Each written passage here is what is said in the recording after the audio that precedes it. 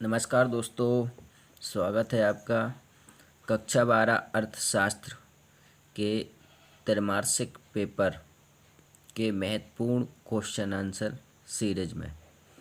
दोस्तों, हम पढ़ने जा रहे हैं कक्षा 12 के जो अभी 12 तारीख को यानी कि आज ही पेपर है, उसके महत्वपूर्ण क्वेश्चन आंसर।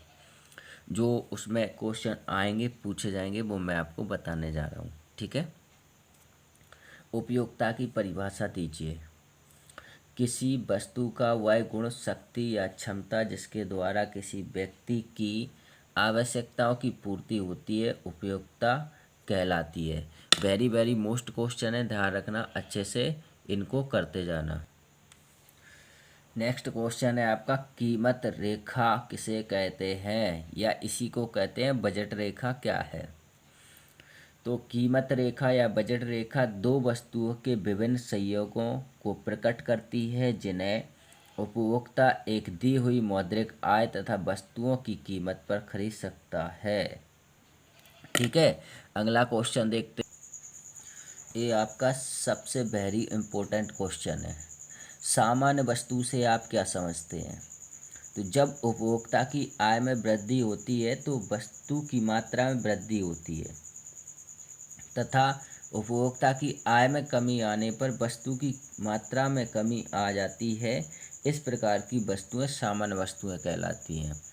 मतलब ऐसा होता है कि जब उपभोक्ता जो खरीदने वाला होता है उसके पास आय अधिक हो जाती है, यानी कि पैसा अधिक आने लगता है, तो वो वस्तुओं को ज़्यादा खरीदने लगता है। और पैसा जब कम होता है तो वो वस्तुओं को कम खरीदने लगता है। ठीक है, अगला क्वेश्चन देखते हैं।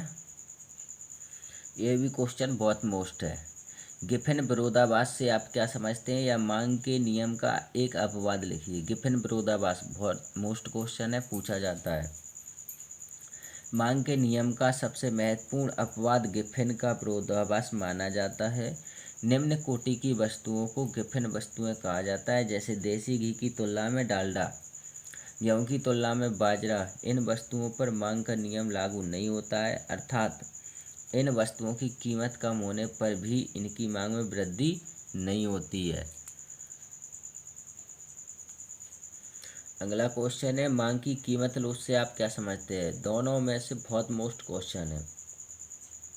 मांग की कीमत लोच वस्तु की कीमत में परिवर्तन के फलस्वरूप वस्तु की मांग मात्रा में होने वाले परिवर्तन की, अर्थात यह कीमत में थोड़े से परिवर्तन के प्रत्युत्तर में मांग की मात्रा में होने वाली परिवर्तन की माप प्रस्तुत करती है।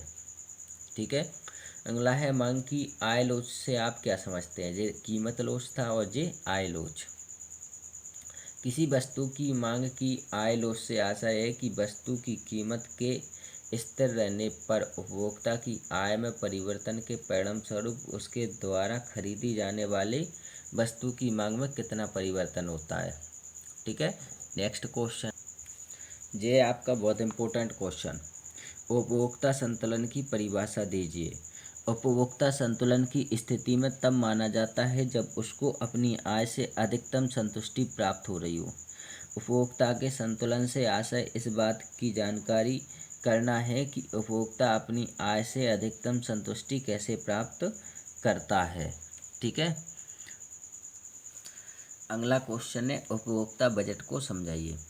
देखिए, मैंने आपको मोस्ट क्वेश्चन बताने की बात कही है, तो मेरे कुछ नोट्सों में भी जो इम्पोर्टेंट क्वेश्चन है वो, और जो कुछ सीरीज में है, मैं जहाँ से भी मोस्ट क्वेश्चन है उनको छांट को बता रहा हूँ आपको। ठीक है, तो उपभोक्ता बजट को समझाइए। उपभोक्ता बजट क्या होता है? किसी उपभोक्ता के पास केवल एक निश्चित मात्रा में पैसे या आय ऐसी दो वस्तुओं पर व्यय करने के लिए है जिनकी लागत बाजार में दी गई है। उपभोक्ता दोनों वस्तुओं की अलग अलग या मिली जुली ऐसी मात्रा को नहीं खरीद सकता जिनका वह उपभोग करना चाहता है।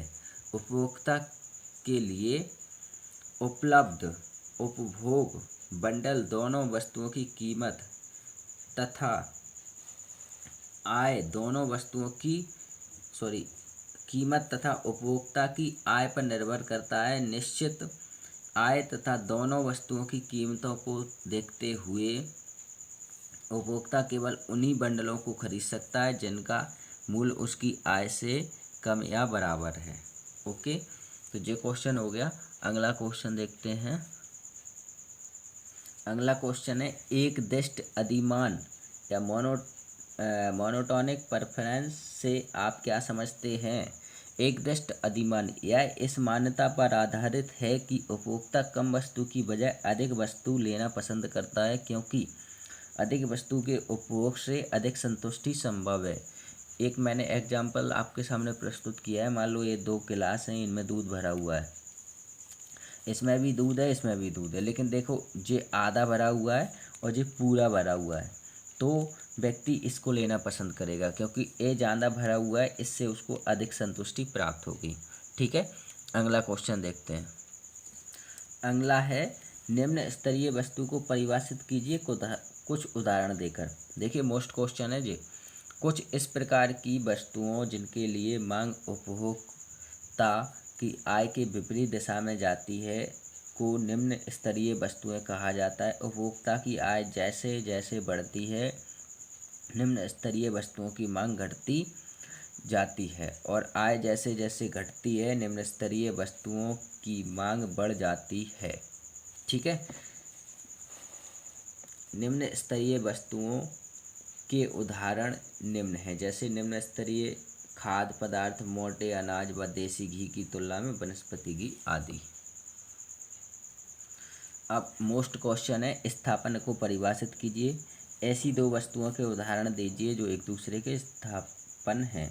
देखिए ये 2023 में भी पूछा गया था। ठीक है, जब किसी वस्तु का प्रयोग किसी वस्तु के अभाव या स्थान में किया जाता है तो उसे स्थापन वस्तुएं कहते हैं। साधारणतः किसी वस्तु की मांग उसके स्थापन वस्तु की कीमत की दिशा में गति करती है। जैसे चाय कॉफ़ी, चाय अगर नहीं है तो कॉफ़ी पी सकते हैं, कॉफ़ी नहीं है तो चाय पी सकते हैं। गुड़, चीनी, गेहूँ, मक्का, घी, वनस्पति आदि। ठीक है, अगला क्वेश्चन है, पूरकों को परिभाषित कीजिए। पूरकों को परिभाषित कीजिए उदाहरण सहित। निम्न जिन वस्तुओं का साथ साथ उपभोग किया जाता है उन्हें पूरक वस्तुएं कहा जाता है। जैसे दूसरे शब्दों में, जब हम किसी वस्तु का प्रयोग दूसरी वस्तु के अभाव में नहीं कर पाते हैं तो उन्हें पूरक वस्तुएं कहा जाता है। जैसे कलम, स्याही एक दूसरे के पूरक हैं। चाय, चीनी, क्रिकेट बैट एवं बॉल आदि। ठीक है, अच्छा इसमें एक और आ सकता है, पेट्रोल और गाड़ी, डीजल गाड़ी आदि। ठीक है, इस कोड का पाठ का सबसे इम्पोर्टेंट क्वेश्चन है, सबसे महत्वपूर्ण क्वेश्चन है, मांग को निर्धारित करने वाले तत्वों को समझाइए। अच्छा देखिए, मैं आपको गारंटी देता हूँ इसमें से क्वेश्चन आपके बाहर नहीं जाएंगे त्रैमासिक में। आप इसको पूरा कर लीजिए। एक या अथवा एक वस्तु की मांग को प्रभावित करने वाले तत्वों को समझाइए। देखो 21 में पूछा गया था, 23 में पूछा गया था, फिर आएगा ये। प्रोफेसर मिल के अनुसार मांग से हमारा आशय किसी वस्तु की उस भाषा से है जो एक निश्चित मूल्य पर खरीदी जाती है। इस अर्थ में मांग सदा मूल्य से संबंधित होती है। अब इसको प्रभावित करने या निर्धारित करने वाले तत्व, मांग को प्रभावित या निर्धारित करने वाले तत्व। नंबर 1 है वस्तु की प्रकृति। किसी वस्तु की मांग को प्रभावित करने वाला सबसे प्रमुख तत्व उसकी कीमत होती है। वस्तु की कीमत में परिवर्तन के फलस्वरूप उसकी मांग में भी परिवर्तन हो जाता है। प्रायः वस्तु की कीमत के घटने पर मांग बढ़ती है और कीमत के बढ़ने पर मांग घटती है। नंबर 2 है उपभोक्ता की आय। किसी व्यक्ति की आय बढ़ जाने पर वह किसी वस्तु की अधिक मात्रा ऊंचे मूल्य पर क्रय कर लेगा, किंतु आय कम होने पर वस्तु का मूल्य कम होने पर भी मात्रा में क्रय कम करेगा। अर्थात आय बढ़ने पर मांग बढ़ जाती है और आय घटने पर मांग कम हो जाती है। नेक्स्ट तीसरा है ऋतु में परिवर्तन। और देखिए मैंने इसकी सबसे सरल भाषा लिखी है, तो आप इसी में से याद करें तो बेहतर रहेगा। ठीक है, जाड़े की ऋतु में बर्फ़ का मूल्य काफ़ी कम हो जाने पर भी बर्फ़ की मांग नहीं होती है, किंतु इसके विपरीत गर्मी की ऋतु में बर्फ़ का मूल्य बढ़ जाने पर भी उसकी मांग में कमी नहीं आती। अतः ऋतु परिवर्तन का भी मांग पर प्रभाव पड़ता है। नंबर 4 देखते हैं। नंबर 4 है भविष्य में मूल्य वृद्धि की संभावना। मूल अपरिवर्तित होने पर भी यदि भविष्य में मूल्य वृद्धि की संभावना होती है तो वर्तमान में ही वस्तु की मांग बढ़ने लगती है। इसी प्रकार जब भविष्य में मूल्य घटने की संभावना होती है तो वर्तमान में मूल्यों के अपरिवर्तित रहने पर भी उनकी मांग में कमी होने लगती है। ठीक है, एक क्वेश्चन और इसका मोस्ट, व्यक्तिगत मांग और बाजार मांग में अंतर क्या होता है?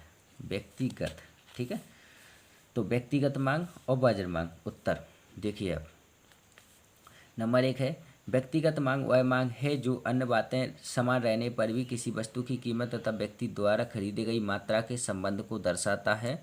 और बाजार मांग वह मांग है जो अन्य बातें समान रहने पर भी किसी वस्तु की कीमत तथा विभिन्न व्यक्तियों द्वारा खरीदी गई मात्रा के संबंध को व्यक्त करती है।